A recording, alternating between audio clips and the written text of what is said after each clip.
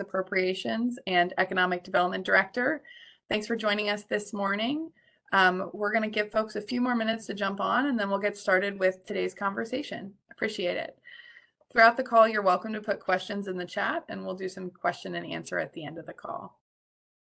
Give folks until about 11:31 to join us. Thanks all.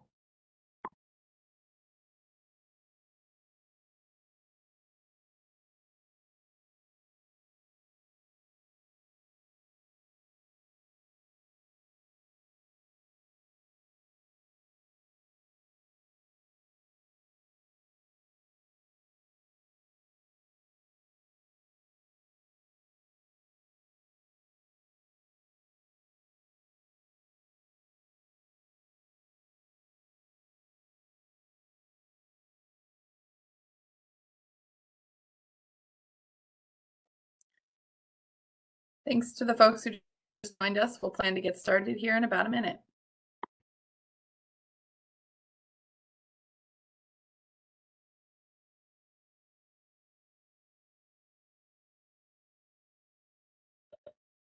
Alrighty, 11:31, we'll go ahead and get started. Again, good morning. My name is Kennedy Odell. I'm Senator Casey's Appropriations and Economic Development Director, joined today by two members of the team, Jennifer Jackson and Alec Figueroa. Today, we're going to be talking about the FY25, fiscal year 25 community project funding process. We'll go through the whole process. We'll go through some examples of successful projects from the past, sample budgets. We'll walk through timeline, expectations, scoping, etc. And then we'll do some question and answer at the end. If we're unable to get to any particular questions, we will follow up with you all via email. So let's go ahead and jump right in. First slide, please. Oh. Thank you. So, all right. In order to frame the opportunity, I think it's important to first talk, just level set and sort of get our arms around what the opportunity is. So congressionally directed spending, community project funding, earmarks, all of that is the same thing. But for the sake of this process, we'll call it community projects. Community project funding is particularly competitive. Each office runs their own independent process through this. So Senator Fetterman, Senator Casey, and all House offices all have the option to receive applications and make requests of Senate or House appropriators to secure dedicated funding for specific initiatives or projects in Pennsylvania. The funding is very much subject to political timelines and political decision making. What that means is that this funding source is tied explicitly to the passage of a budget package. There are 12 individual budget bills, 9 of which allow projects to be attached to them. And Congress does its best to pass those bills. But as folks can see by the delayed consideration of several of the bills this year, it sometimes takes a great deal of time to get them done, or sometimes we end up going on what's called a continuing resolution, which traditionally does not include community project funding. It's also subject to political decision making. I emphasize that point in that while we have this opportunity open this year and have for the past few years and anticipate having it in the next few years, at any point, the decision can be made that there will be no more community project funding. There was a gap of about a decade between when there was last community project funding and our current period. And the way that sort of was announced that it was ending was that a member of Congress walked to the floor of the Senate, said there will be no more community project funding, and from that day forward, there wasn't any until it came back several years later. So it is very much subject to political decision making. Next, these are high scrutiny investments. They're subject to random audit. The joke I like to make is that they used to go to people's cousins. They don't anymore, and we're very proud of that. But that means that they're subject to random audit. You've got extra eyes over your shoulder, and just in general, they are high scrutiny. The money also traditionally cannot be used for reimbursements, and we're going to walk through the sort of timeline of expectation related to this funding stream here on the next slide. But in general, they're likely to hit awardee accounts around summer 2025 to fall 2025, but that is again subject to a political timeline. So from this slide to the next, cannot be used for reimbursements. Next slide, please. So we're currently in between step 1 and step 2 of our process. So I'm just going to walk through this step by step, and we will answer, as I said, questions at the end. So on March 11th, Senator Casey opened his appropriations request portal. He accepts congressionally directed spending, which is community project funding, as well as programmatic requests. I want to clarify here for folks because there has been some confusion in the past. On our website, you'll see a community projects button and a programmatic button. Most folks on this call will be community projects. Programmatic is only for folks who are requesting federal level program funding, i.e., I believe that the Department of Housing and Urban Development should receive more funding. I think the Small Business Administration should receive more funding on a global level. However, because we're talking on this call to groups that are working on specific projects in specific locations in Pennsylvania, you're going to be in our community project bucket, even if you're requesting programmatic funding for a program that you run. So everyone here should be community project funding. So our portal opened on the 11th and our guidance was released. We strongly recommend everyone read our guidance, particularly pages 1 through 9, as well as the guidance specific to your account. How do you find out your account? That's a great question. Over in step 2, you'll see our application period and our TA window. So from since the 11th and through the 29th, we've been holding technical assistance calls. We offer 15-minute technical assistance calls to each applicant to discuss the project that they are considering, workshop it with them to make sure that it has both an eligible account and works on the timeline and with some other specific constraints, usually related to the account that they've matched into, and make sure that they feel good about the application they're submitting. We also provide specific guidance, a shorter, briefer version of what we'll discuss today. That technical assistance window closes the day our application closes, which will be 11:59 on March 29th, so next Friday. Senator Fetterman's portal also was extended, and the deadline for his is March 29th as well.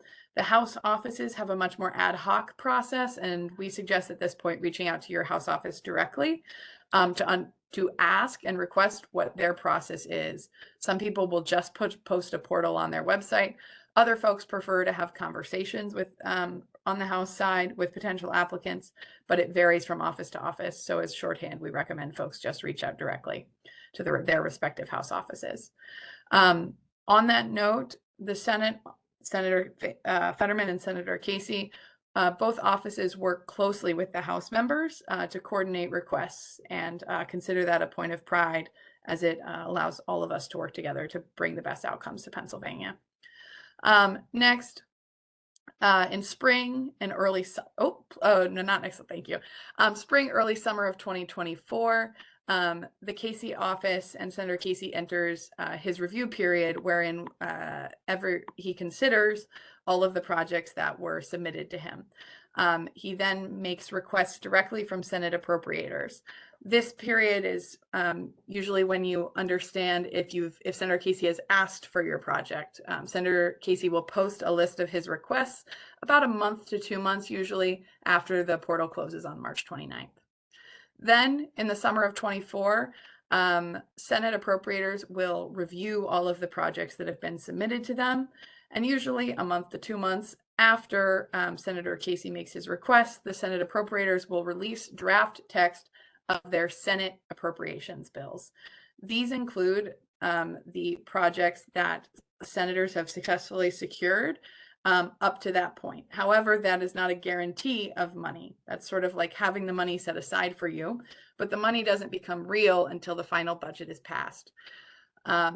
This process where members request and then their appropriators consider happens in parallel in the House and the Senate. So the 2 senators request of the Senate Appropriations Committee and all the House members request of the House Appropriations Committee. Usually it's roughly the same time that the House and the Senate, same broad window, that the House and the Senate will release their draft bills. You do not have, in order to have this funding sort of advance to the next phase, you do not have to have your project in both bills. Having your project in the House or in the Senate language is sort of the next step of the process. Then you sort of enter a waiting period. In here, we're in step 7. While we wait for the appropriators to conference their bills, which is basically to compare and come to an agreement. And we wait for the appropriators to conference those bills and then for final bill text to be released. Final bill text is where where appropriators take all the House projects and all the Senate projects, combine them, and negotiate around final decisions related to other parts of the appropriations bills. That final text is then what gets voted on in the House, Senate, and signed by the president. That final step of all the appropriations bills finally coming together and passing does not always happen. Congress sometimes struggles to come to an agreement on funding bills, and if that happens, you may be looking at a situation where projects fall out of the bill completely, all community projects, or where no appropriations bills pass, and instead we go on what's called, government could shut down, or we go on what's called a continuing resolution, wherein no new appropriations decisions are made, and the previous fiscal year's funding amounts are used as a reference. If a long-term, year-long continuing resolution is put in place, that usually marks the end of the further consideration of community projects. Throughout this process, our office will keep you apprised if you make the initial cut of Senator Casey requesting the project. The way we communicate to folks that the project has been requested is it's posted on the website. And so it's on the same page that the applications are posted on. So we just ask that folks keep their eyes there in case they're wondering how they're doing. And if you feel like you've gone several months and don't have an update, we also welcome outreach via email. Once the appropriations bills are passed, some or all, it's usually 3 to 6 months until a grant agreement between the agency that is overseeing, the federal agency that's overseeing the grant, and the grant recipient is signed, and then costs can begin to be incurred. That puts you in late summer. This is the key date, late summer, early fall of 2025, before you can incur expenses. And the money that you receive through congressionally directed spending cannot be used for reimbursements and cannot be used for debt service. It has to be used for forward-looking expenses from the date of receipt. It's also the preference of Senator Casey's office that the funding you receive be spent within 1 calendar year of receipt. So roughly, you're looking at, give or take a few months, being able to start spending around summer of 2025, and that money needing to be spent, or not summer, September of 2025, and that money needs to be spent loosely by September of 2026. Next slide, please.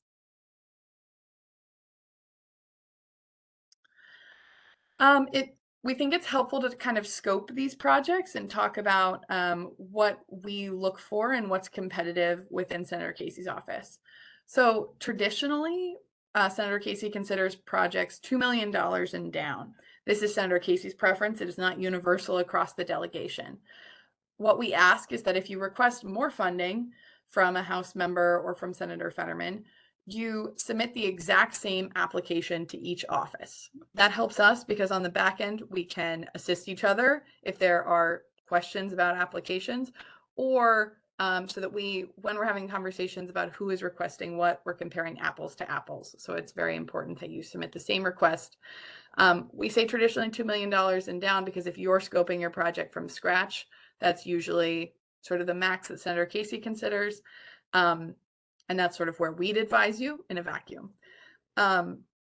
We also traditionally have a very strong contingent of projects that we fund at the $500,000 price point, which sometimes if you ask us for a $2 million project, we recommend you have some clear indications in your budget of what would be purchasable if we were to give you $500,000 instead of the full 2, which we'll talk about in your budget templates that we'll talk about later.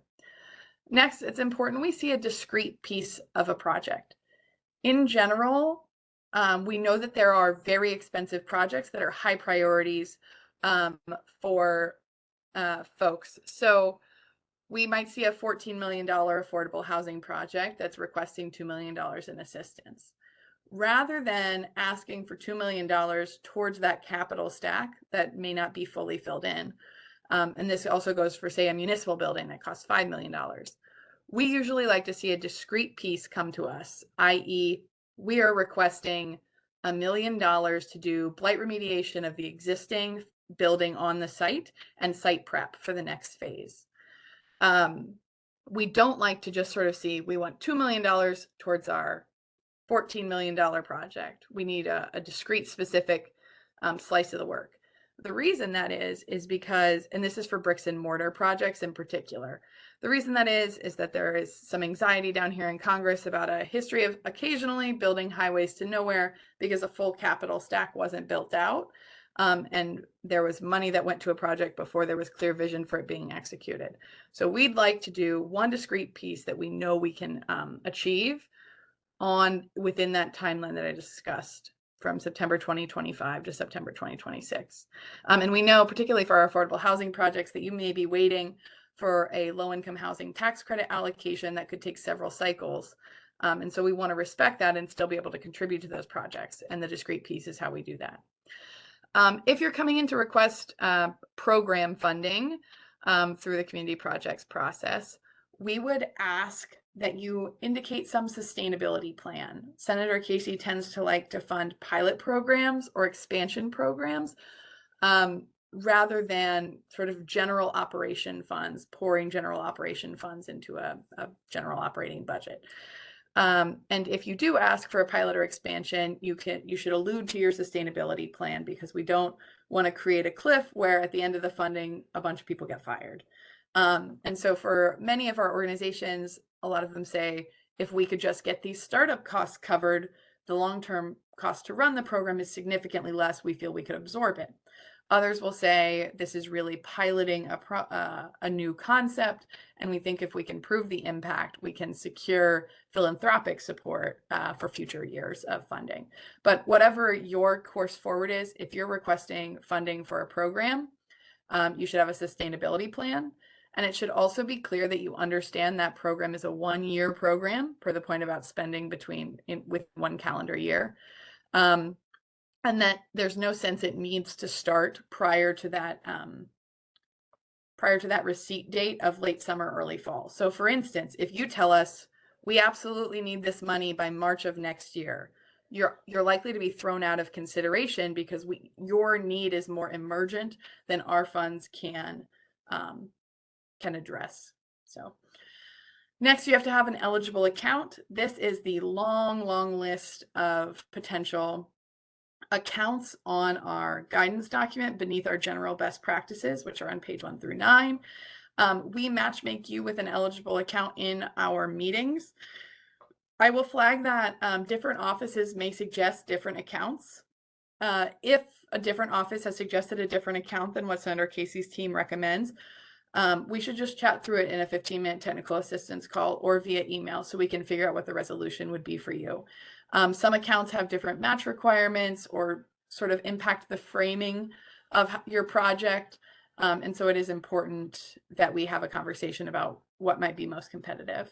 And there is, in extreme cases, you can submit different applications to each office, but we recommend they be the same if possible.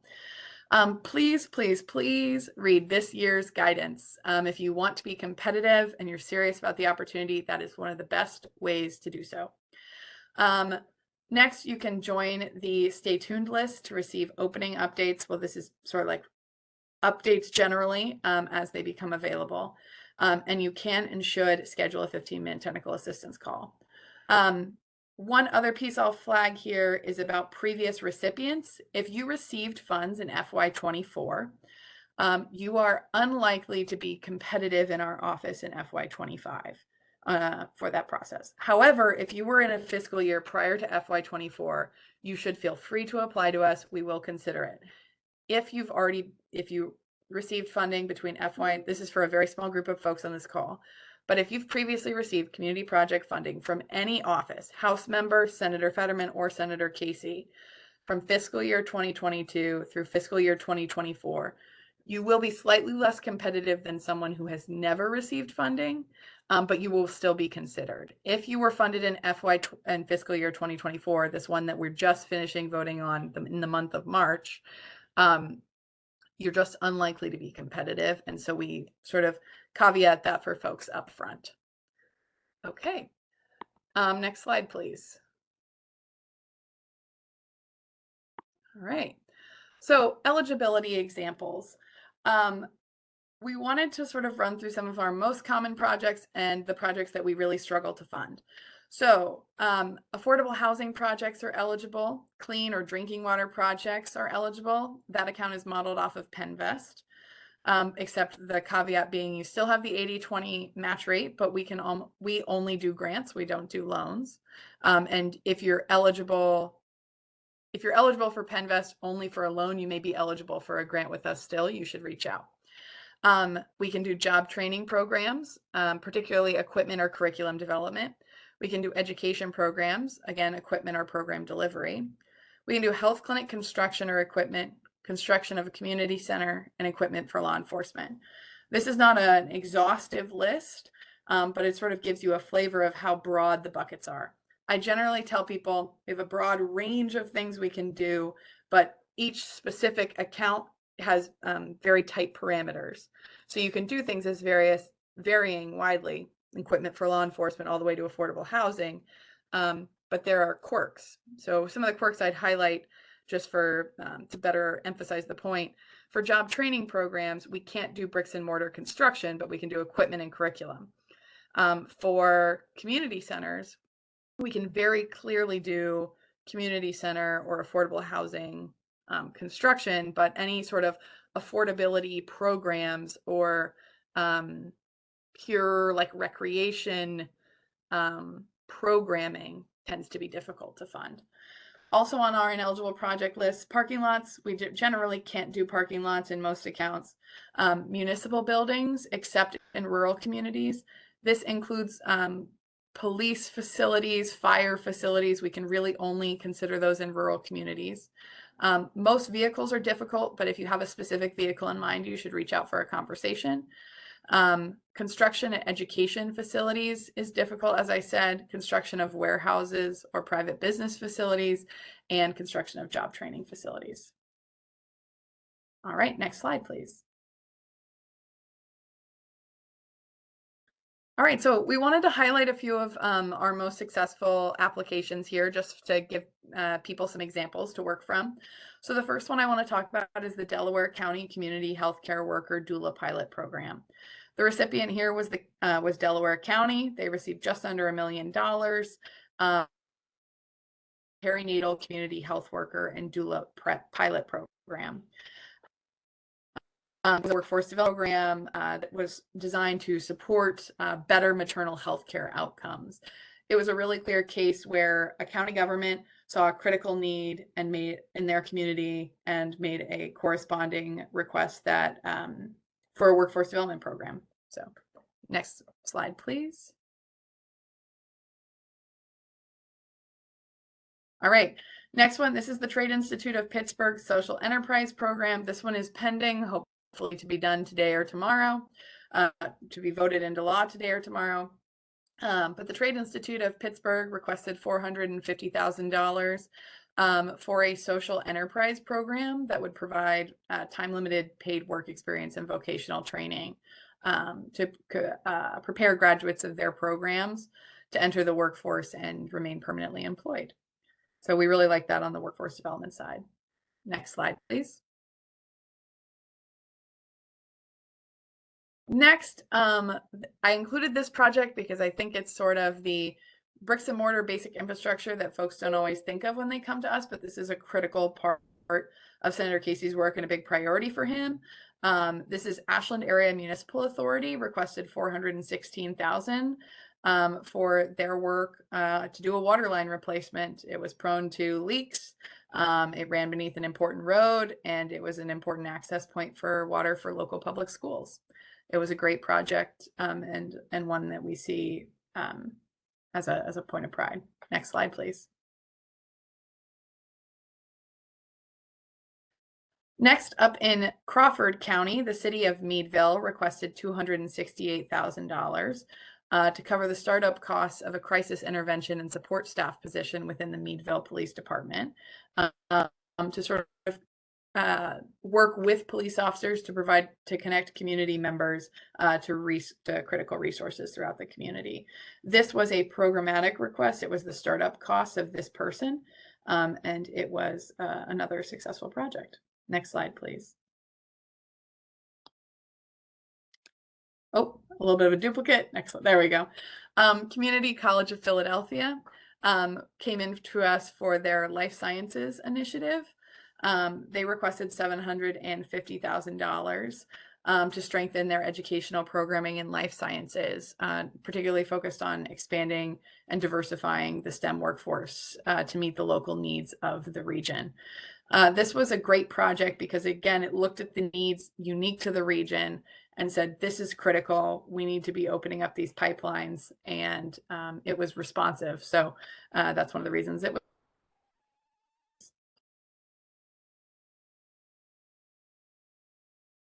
And then Muhlenberg College received $231,000 for their Inside Out Prison Exchange Program, which was a partnership with the Lehigh County Department of Corrections to improve access to post-secondary education for incarcerated individuals. And this funding supported the program that allows incarcerated adults to get a semester-long academic course. This was another great project. Next slide, please.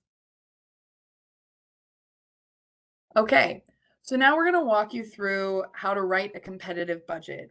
We request in this office 2 forms of budget, one by type and one by component. So these are examples of the first way, funding by type. And what we mean by type is by source. So here you'll see, like I said, 3 examples. For the rural community center at the top here, you can see $40,000 in state funds used for design, funding secured. All of those pieces are important. We know the source, we know what it was used for, and we know whether it was committed or not. $150,000 in EDA grants used for initial construction, funding secured. Again, we know the same set of facts. $750,000 in outstanding need, advances a congressionally directed spending request, unfunded. That helps us. We know exactly what we're paying for, how it stacks up with the other dollars to get us to 100% of our total project cost, which is indicated there. Next, for a math skills accelerator, our education accounts do not have a match requirement. And so here you see $750,000 in outstanding funding need used for all components of the project, advances a congressionally directed spending request. And then this is critical. You see the note unfunded, but currently $100,000 under active consideration for funding from the Heinz Foundation. That's really helpful for us because if we have to scale your project at all due to limited resources, knowing what share of the funding you have under active consideration with other organizations helps us figure out how to try and still get you a reasonable amount of funding.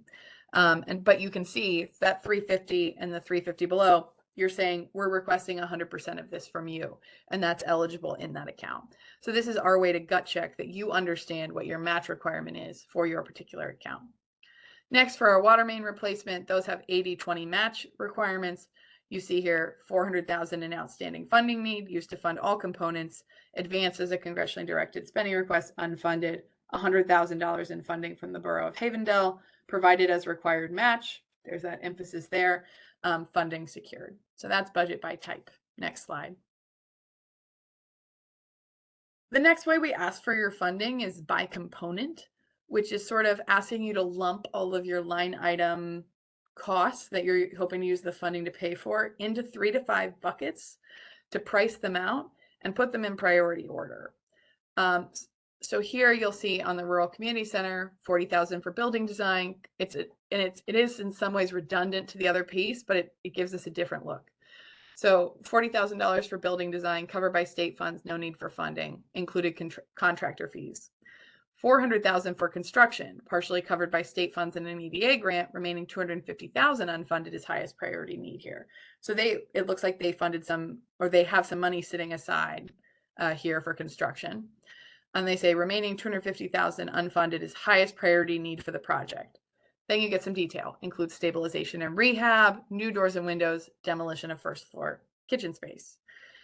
Then you get this next bucket, $500,000 for second phase construction, no funding yet acquired, lower priority for funding if project must be trimmed, includes new construction of community classroom on back half of property.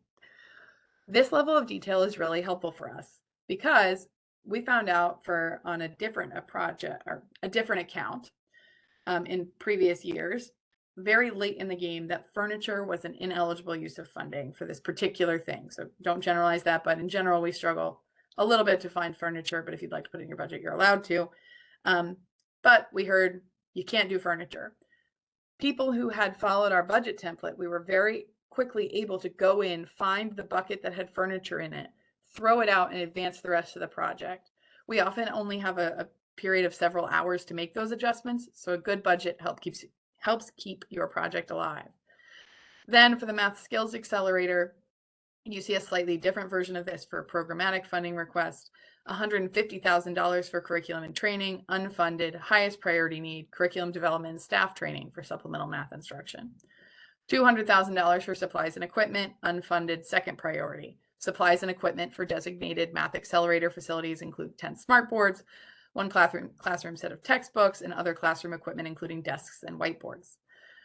This level of detail is also very important for us. Equipment in particular is a very broad thing that means many things to many people, and sometimes only certain types of equipment are eligible. So we need to know, what do you mean by equipment?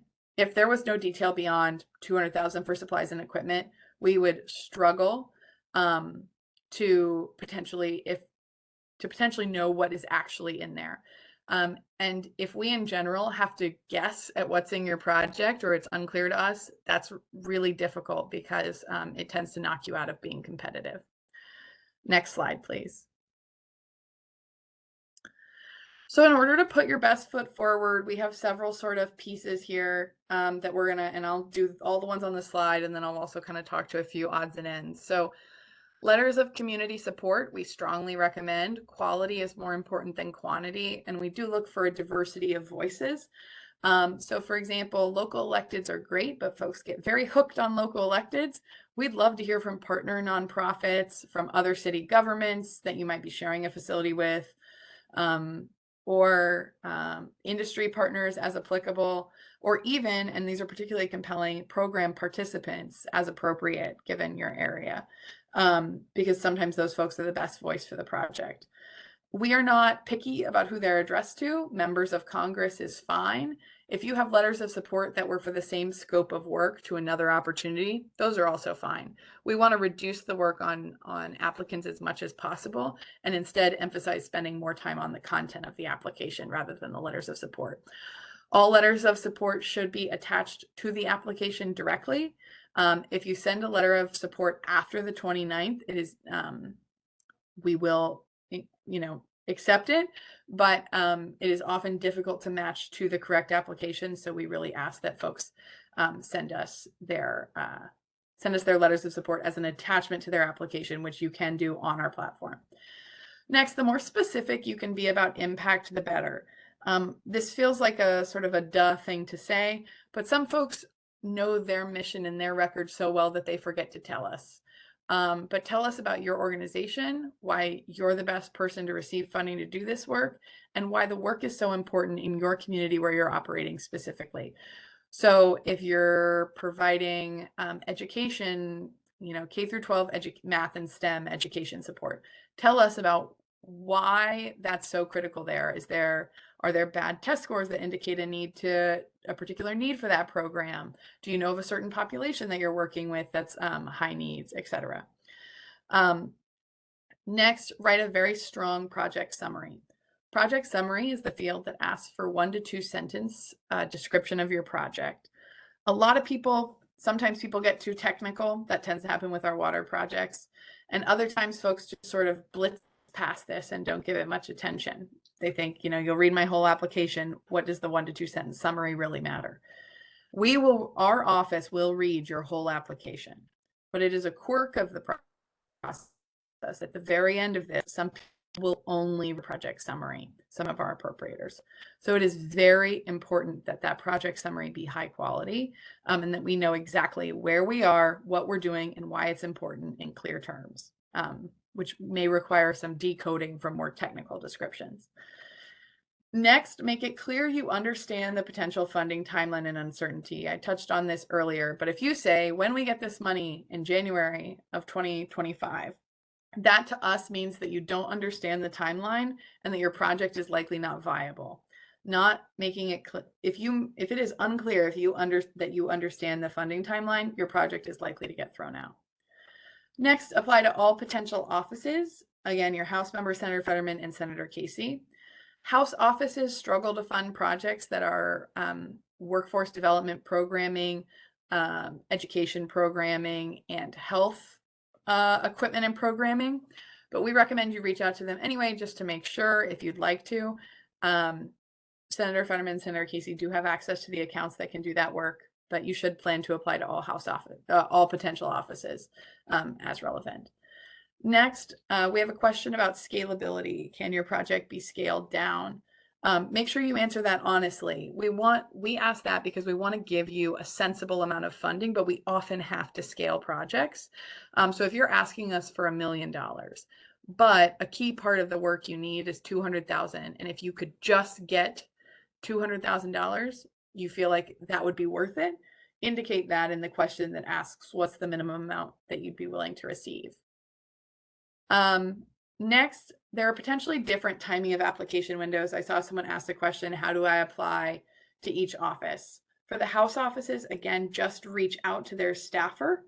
And if you need that contact information, email our appropriations@casey.senate.gov email address, and we will connect you with the information you need and connect you with the respective office.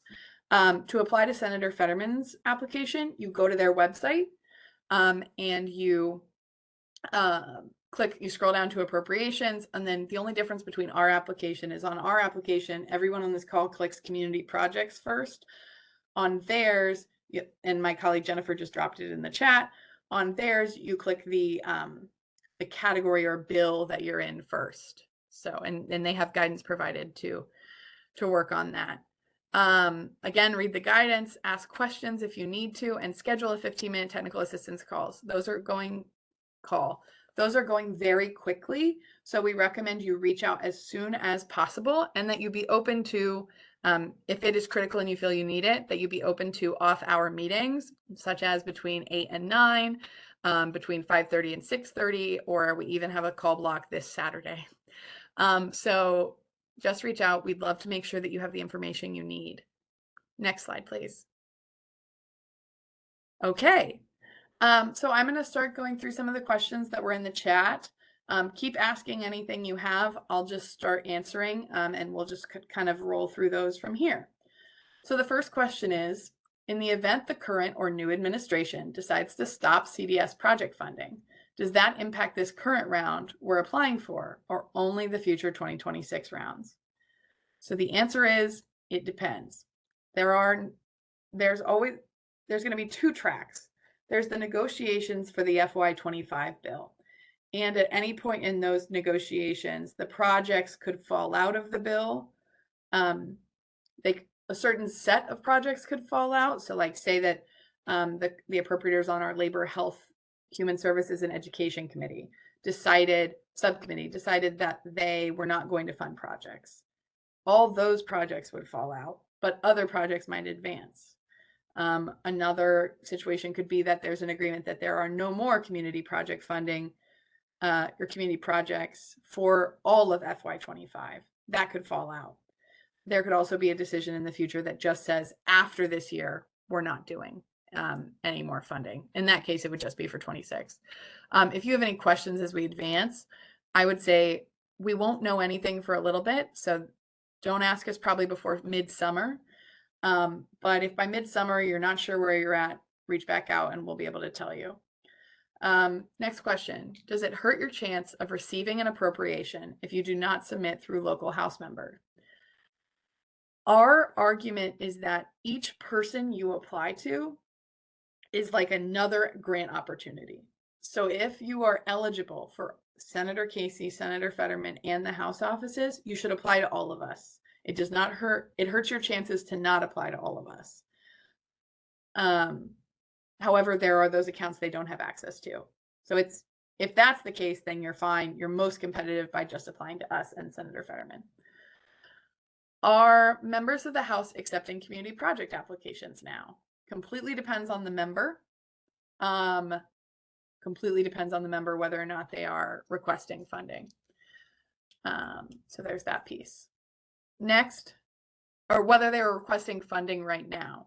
Also, I know Congressman Perry traditionally has not requested projects and Congressman Smucker has not in the past, but that may be changing. I would suggest you reach out to that office directly. Next, can planning or design costs be incurred before an award and counted as required match dollars for a project?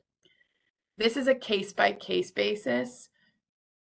You should reach out to ask your specific question about your specific project so we can check what the rules are for the account. Next question.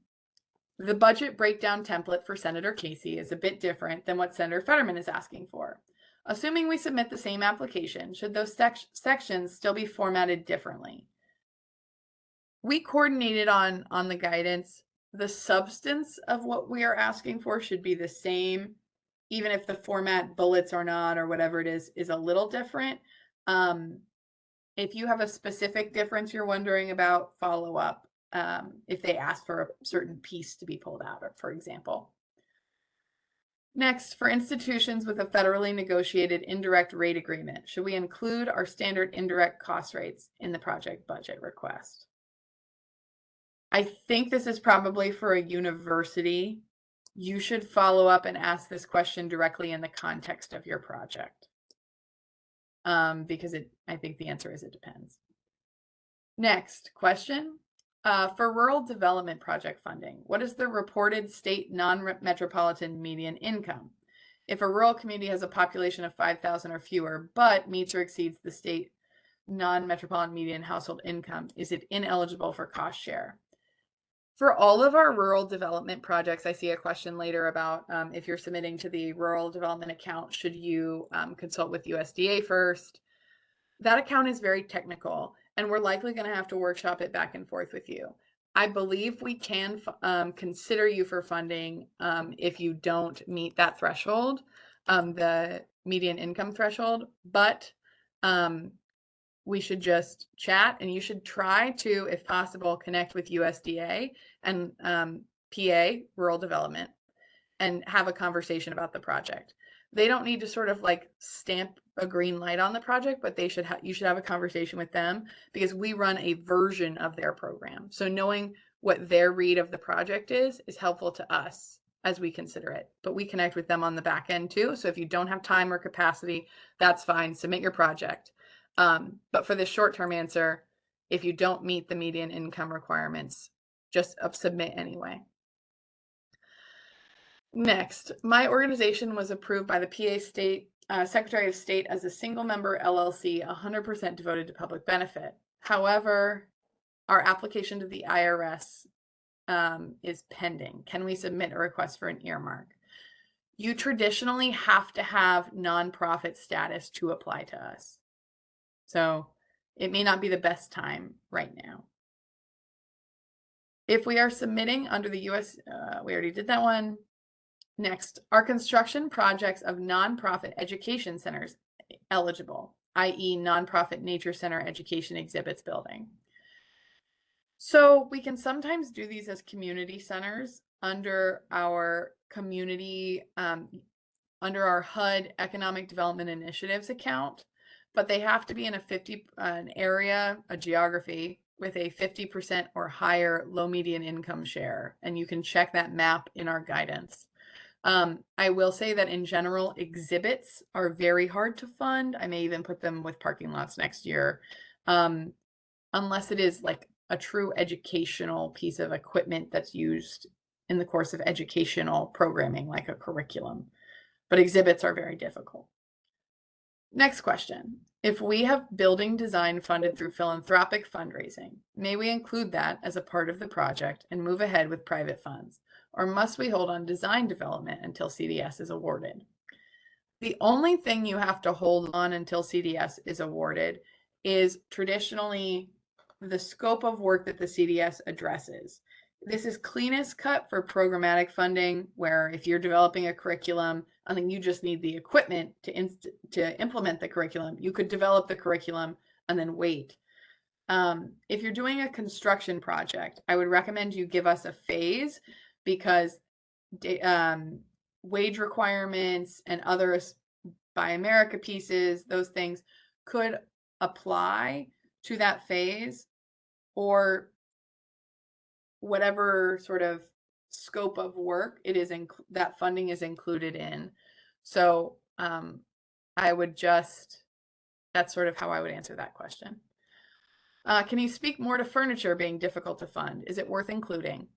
It depends on the type of furniture. So for example, we had someone who was teaching a life skills program, and one of the big life skills that they were working on was basic, like how to clean a home, how to make a bed, that kind of thing. And so we were able to try and argue for them that cabinets and a bed were included. However, we were unsuccessful recently with a request for furniture at a domestic violence shelter. So it sort of is difficult because folks in general in our bricks and mortar account want to do bricks and mortar, not furniture. And then in our programmatic accounts, the furniture has to be more on the equipment side. So like that piece was the bed in that case was educational equipment, sincerely was educational equipment. We understand that nonprofits cannot be used as a pass-through. That is true. The person who receives the money needs to be the person who spends the money. What is the stance on the use of approved contractors for construction projects that will be under the supervision of the applicant at all times? You may need to competitively bid the construction process, so you should just follow up with us with your specific question. Follow up via email at our appropriations@casey.senate.gov. Next question. If our center offers services that apply to multiple accounts, for example, healthcare plus education, should we submit multiple applications or pick the best account for the center? So this is a question we get a lot. Many people do work, for example, let's say there's an organization that provides mentoring, tutoring, and other school success pieces for K through 12 folks in and life skills, K through 12 folks in college, and folks who are training for a credential through a workforce training program. We can't do all three of those in one bucket. We have separate accounts that do K through 12, post-secondary education, and employment, sort of employment training. So we usually ask you to pluck out one that is the priority or the majority of the request and request that. And then if you'd like to consider a secondary project, you're welcome to in another account, but most organizations shouldn't submit more than 1 to 2 requests for the sake of competitiveness. Okay, next question. Can we receive funding from Fetterman, House, and Casey's office for the same project? So that brings up a good point. You can request funding from all the members, and multiple members can request funding for your project. However, if, let's say, we're doing a affordable housing project, and Senator Casey and Senator Fetterman secure $1 million in the Senate, and Congressman Evans secures $1 million in the House. Those two awards don't stack on top of each other in final language. You don't get $2 million, you get $1 million. And that is because they take the highest amount.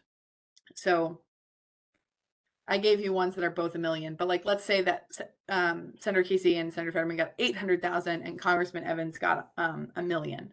In final text, you just get $1 million. They take the highest amount between the two bills. They do not add on top of each other. But you can hypothetically receive funding that was requested by all members, and that we try and coordinate as much as possible on that. Could you give an example of appropriate funding for STEM education at a science museum? What is not eligible? That's a better conversation for a 15-minute technical assistance call. You should reach out and schedule one. Next question, is acquisition an allowable cost for housing projects? So this is a very good question. Acquisition is an allowable cost, but in general terms, for Senator Casey's office specifically, this is not for the whole delegation, it is not always competitive because acquisition, we've had some situations where someone lost the right to develop the land, an acquisition didn't go through. If you are pursuing acquisition, you should try and make it clear, as clear as possible to us, that this land is basically set aside for you, that it's not going to be sold out from under you by a private holder. The acquisition sometimes works, particularly if the land is currently owned by a city entity, because that you could have a reasonable agreement with, or that they could provide a letter of support for the project that clearly indicates their intention to sell the land to you. Next question, do we indicate we are submitting to our House member on the application if we're waiting on their application portal to open? Yes, if you intend to apply to someone, mark it on the portal. For community centers, next question, for community centers, if the ask is not for complete new construction, but is for repair or expansion, is that acceptable? Yes, it is acceptable. You should just make clear the work we're doing, but that is eligible. Next question, if we received COVID ARPA funding or other funding, either federal or state, are we eligible to receive this, to apply for this opportunity? You are eligible. The question is if you are, I'm not sure if the question is you as an organization or you as the project. Federal dollars cannot traditionally be matched to federal dollars if your account has a match requirement. But you can, if your entity received ARPA dollars or COVID money, that's fine. It doesn't conflict with this. It's just when you're talking about match requirements for the project, if you have one, you can't use federal dollars. They need the match usually for these projects has to be non-federal funding, so state, local, etc. So like in Pennsylvania, we often match RACP projects, local share account money, county dollars are all usual forms of match. Next question, can we apply for funding for body-worn cameras, police cruiser cameras, and campus security cameras in one proposal, or just choose one to request funding for? That's another 15-minute technical assistance call. We should talk about your community's needs, how much each bucket costs, and we should have our justice staffer on so he can comment on which may be the most eligible or best fit. So reach out to appropriations@casey.senate.gov. Next question, are engineering and design costs allowable without adding the construction phase? Interested to see why, would need a justification of why we're not building anything, but potentially, that's a potentially yes. The reason there, my hesitation there is we like to be able to have something concrete to demonstrate the funding went to, and engineering and design costs, if they never get acted upon, are difficult. Next, if awarded a certain account, may we apply for this opportunity as a match? So they asked if they were awarded DCNR state dollars, can they apply for this opportunity as a match? I would need to double check on this particular funding stream, how federal it is or non-federal. I don't know off the top of my head because I'm not our conservation staffer. So we will double check on that one and follow up. It's going to indicate we need to follow up on that one. Please reach out and ask that question at our email address because we can't, it's going to be difficult for us to find your exact name and contact information. So please follow up with our email address. Next, what kind of restrictions are there for programmatic funding? So you have the 1-year scope for programmatic funding requests. It needs to be spent generally from, we say back of the envelope, the sort of measurement is September 2025 to September 2026, but it also needs to be able to float up like backwards and forwards in time a little bit if we moved a little faster or if we moved a little slower. It generally, if we're covering salaries of staff, you need to explain and contextualize why so that we don't think we're just funding your general operations. But are we funding curriculum development explicitly? Are we funding outreach activities? Like what are we funding that person for? And then the other big thing is sometimes with programmatic funding, folks include like 0.2 of a director's salary or something like that. We often can't pay, the people we should be paying are the frontline service providers. It needs to be directly related to, if you're in education, in the education account, the education of children. It needs to be a frontline facing cost versus the very, very back end, back office type costs. So that's sort of our best practice for programmatic funding. Next, can you be the lease operator of a property or must you be the owner? If you have a 99-year lease, we can talk. If you are doing property improvements to a leased property that you don't own, that is difficult, particularly if you're a nonprofit, because we don't want to do improvements to a facility that could then be sold to a for-profit or rented out to a for-profit. So generally, you could do. If you were doing programming and requesting programming money, but you only leased your facility, that's fine. What is the best way to submit our letters of support? Attach them directly in the request portal. Please. There's a field where you can add, what we would recommend is on your end, before you attach them, put them all in one PDF document, merge all the PDFs into one, and then attach one big document of all your letters of support before you submit your application, to attach it to the application. And that's in our letters of support zone. I'll hold one moment for any more questions. A few last thoughts I have. Only 501c3s, government entities, and quasi-governmental entities like redevelopment authorities and things like that are eligible to apply. No for-profit can receive funding through community project funding. If you are doing a bricks and mortar project, you traditionally need to have site control. If you do not, you need to indicate to us where you're at in your site control process. And usually a letter of support from the person you are acquiring site control from is helpful there. We've talked about no pass-through, but I'll reiterate, you cannot serve as the person who receives the money needs to be the person who spends the money. If there's an organizational partnership, one partner has to be the primary partner and one partner can be the junior partner who is not who works on the project, but does not receive the money directly. We workshop many of these projects directly with the agencies who run equivalent programs. So for our hazard mitigation projects, we talk to PEMA. For our water projects, we talk to Penvest, and so on and so forth. So, and for our agriculture projects, we talk to USDA Rural Development. So those are all good touch points if you wanted to socialize your project early, but that is not required. The recording and slides will be shared. A few more questions. Some people said, how many letters is too many letters?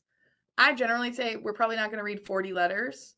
Again, quality is more important than quantity. What we look for is diversity of voices, and that could look like 10 letters for your project, but it doesn't have to be. We've had great projects succeed with 4 or 5 letters. We've had great projects with 25 letters. Just make sure that everyone you add is adding a distinct new value to the application. That's kind of the lens I'd refine through. 15-minute technical assistance calls. We are getting an extreme amount of outreach. Please give us a few, like a half day to 2 days to get back to you. We will get you scheduled before our portal closes, as long as we can find a time that works. But we know a lot of people are in the queue. Just make sure you've got an email into us, appropriations@kc.senate.gov.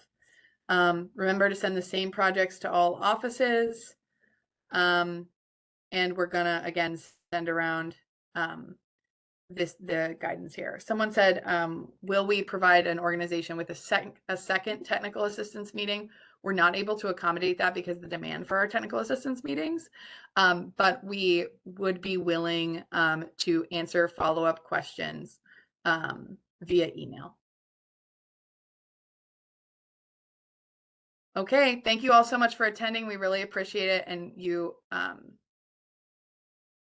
I think we may have, I'm just checking to make sure we didn't miss any questions here. One moment. One moment.